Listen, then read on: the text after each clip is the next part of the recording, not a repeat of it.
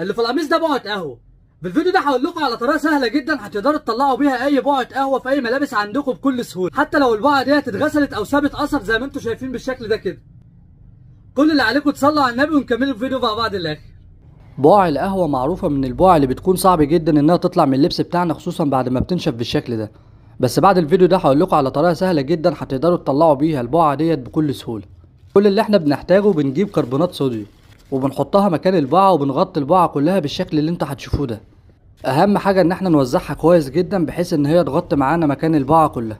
بعد كده بنجيب اي خل طعام احنا بنستخدمه عندنا في البيت وبنبدأ ان احنا نفضيه مكان البيكربونات الصوديوم، وهتلاقوا الفوران اللي انتوا بتشوفوه ده. تفاعل الخل مع كربونات الصوديوم بيخلي بقعة القهوة تفك من بعضيها وبتكون سهل جدا انها بتطلع. بعد كده بقى بنجيب فرشة اسنان وبندعك بيها مكان البقع، او ممكن نفرك القماش كله في بعضه.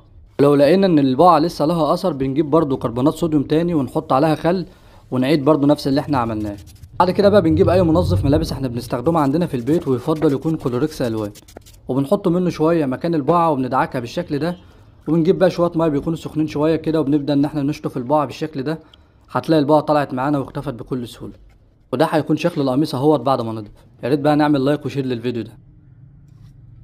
وده شكل القميص بعد ما خلص. ما تنسانيش بقى بدعوة حلوة وتعملوا شير للفيديو ده عشان يوصل لأكتر عدد من الناس تقدر تستفاد وناخد ثواب سوا.